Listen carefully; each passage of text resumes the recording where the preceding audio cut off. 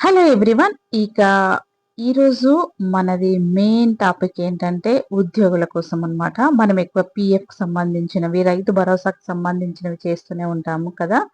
So, దాంతో పాటు ఇప్పుడు మనకొచ్చే ఈ బిగ్ బాస్ అప్డేట్స్ కూడా నేను ఇస్తూ ఉంటానండి. సో, మన ఛానల్ కొత్తగా చూసేవాళ్ళు తప్పకుండా ఒక లైక్ ఇచ్చి సబ్స్క్రైబ్ చేసుకోండి.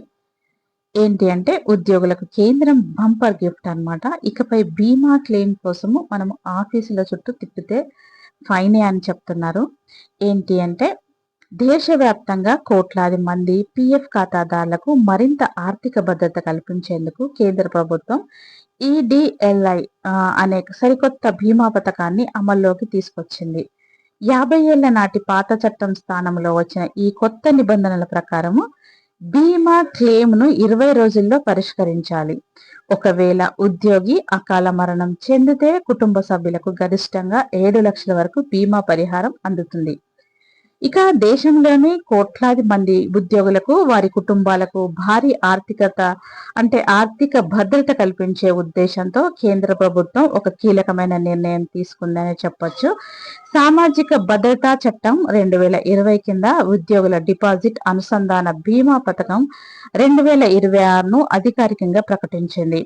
1976 నుంచి అమల్లో ఉన్న పాత ఈడీఎల్ఐ పథకం స్థానంలో కొత్త పథకం పూర్తిగా రానుంది. అదేంటి అనే దాని గురించి వెళ్ళినట్టయితే ఈ కొత్త నిబంధనలు అమల్లోకి వచ్చాయి. ఈ వ్యవస్థ ద్వారా మొత్తం చట్టపరమైన ప్రక్రియను కేంద్ర ప్రభుత్వం ఆధునీకరించింది. అయినప్పటికీ ఉద్యోగులకు గతంలో అందుబాటులో ఉన్న 7 లక్షల గరిష్ట బీమా ప్రయోజనాన్ని అలాగే కొనసాగించారు.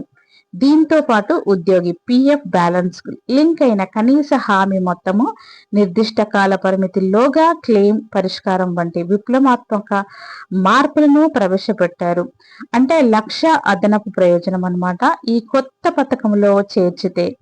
అంటే అత్యంత ముఖ్యమైన అంశం ఉద్యోగి సగటు పీఎఫ్ నిల్వ ఆధారంగా అందించే ఒక ప్రత్యేక బీమా ప్రయోజనం. ఒకవేళ ఈపీఎఫ్ సభ్యుడు అకాల మరణం చెందితే అతని కుటుంబ సభ్యులు లేదా నామినీలు ఉద్యోగ ఖాతాల్లోని పూర్తి పీఎఫ్ మొత్తంతో పాటు అదనపు బీమా సొమ్మును పొందుతారు.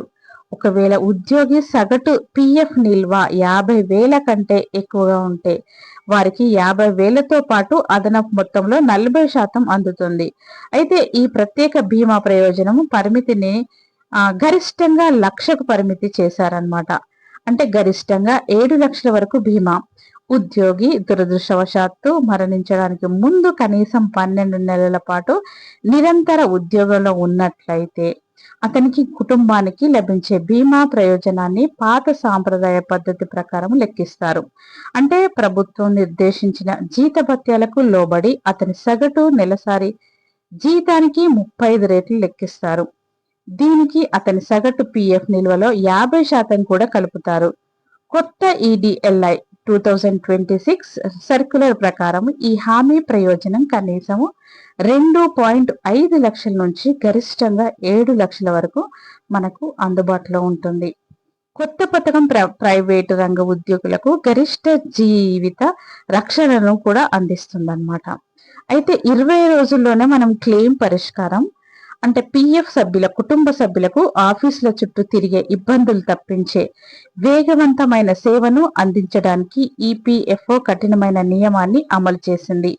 దీని ప్రకారం ఒక ఉద్యోగి మరణం తర్వాత విభాగానికి సమర్పించిన బీమా క్లెయిమ్ దరఖాస్తులను గరిష్టంగా 20 రోజుల లోపు పూర్తిగా పరిష్కరించాలి. సరైన కారణం లేకుండా నిర్దేశించిన 20 రోజుల లోపు క్లెయిమ్ ప్రక్రియ పూర్తి కాకపోతే ఆ ఆలస్యానికి బాధ్యులైన సంబంధిత అధికారిపై సంవత్సరానికి 12% జరిమానా, వడ్డీని విధించడానికి చట్టంలో కఠినమైన నిబంధనను తీసుకొచ్చారన్నమాట.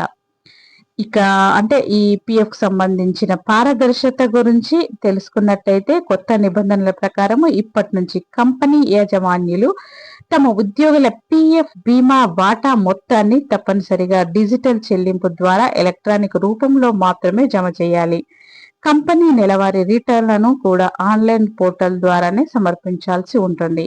దీంతో మరణించిన ఉద్యోగి కుటుంబ సభ్యులు కూడా బీమా డబ్బు కోసం కార్యాలయాల చుట్టూ అంటే ఆఫీసుల చుట్టూ వెళ్లాల్సిన అవసరం లేకుండానే నేరుగా ఆన్లైన్లోనే క్లెయిమ్ దాఖలు చేసుకునే ఆధునిక సౌకర్యాన్ని అందుబాటులోకి వచ్చింది.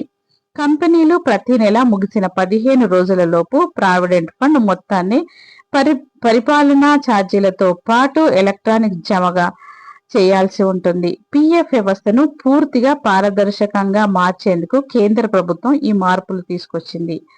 ఇది అన్నమాట ఈ రోజు సంబంధించిన ఉద్యోగులకు సంబంధించిన బీమా పథకం అనే చెప్పొచ్చు. దీని గురించి మనం డీటెయిల్ గా వీడియో చేసినాము.